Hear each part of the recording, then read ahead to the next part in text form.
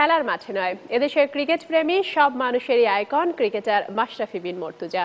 বাংলাদেশের first bowling ইতিহাস তো বটেই, দেশের ক্রিকেট ইতিহাসে সর্বকালের সেরা অধিনায়কের আইকন ক্যাপ্টেনও তিনি। বিপিএলের তৃতীয় আসরেও আইকন ক্রিকেটারের তকমা মাথায় নিয়ে খেলবেন তিনি। এই আসরের আইকন ক্রিকেটারদের ধারাবাহিক প্রতিবেদনে এবার থাকছে মাশরাফি বিন মর্তুজার কথা। ঢাকা গ্ল্যাডিয়েটর্সের টানা দুইবার বিপিএল-এর শিরোপা জেতার পেছনের নামটি মাশরাফি বিন মর্তুজা। কার্যকরী অধিনায়কত্ব ও দক্ষ নেতৃত্বে দুবারই ঢাকা গ্ল্যাডিয়েটর্সকে আসরের সেরা দলে পরিণত করেন তিনি।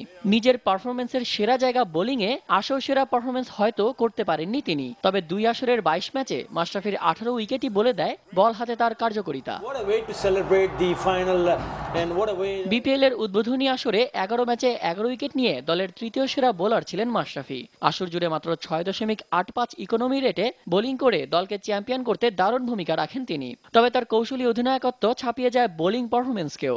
সঠিক সময়ে সঠিক সিদ্ধান্ত নিয়ে ম্যাচের মোড় ঘুরিয়ে দিতে জুড়ি ছিল না ম্যাচের। দ্বিতীয় বিপিএল-এ মাশরাফি পকেটে পুরেন 8 উইকেট। তবে ঢাকা গ্ল্যাডিয়েটর্সকে টানা দ্বিতীয়বারের মতো ট্রফি জেতাতে সেবার দারুণ প্রশংসনীয় ছিল মাশরাফির অধিনায়কত্ব।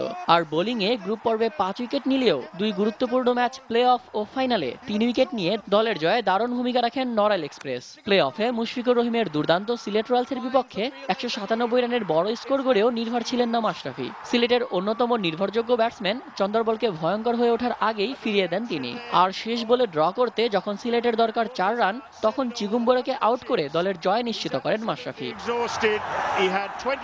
ফাইনালে ঢাকার 173 রানের টার্গেটে ছোড়া চিটাগাং কিংসের ওপেনার শেহান জয়সুরিয়াকে ফিরিয়ে দিয়ে প্রথম আঘাতটাও করেছিলেন মাশরাফি। সে ম্যাচে নিয়মিত বোলিংয়ে পরিবর্তন এনেও চট্টগ্রামের জয় কঠিন করে দিয়েছিলেন তিনি। আলফান্সো থমাস, মোশাররফ হোসেন ও সাকলানি সজীবদের বোলিং কম্বিনেশনকে সঠিকভাবে প্রয়োগ করতে শতভাগ কার্যকর ছিলেন তিনি। শেষ পর্যন্ত ঢাকা গ্ল্যাডিয়েটর্সের 43 রানের জয়ে মাশরাফি বনে যান 2 বিপিএল-এই শিরোপা জেতা অধিনায়ক।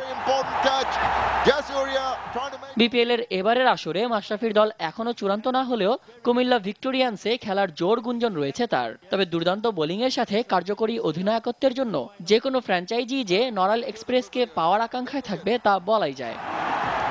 আরাফাত ভিকি, নিউজ 9, ঢাকা।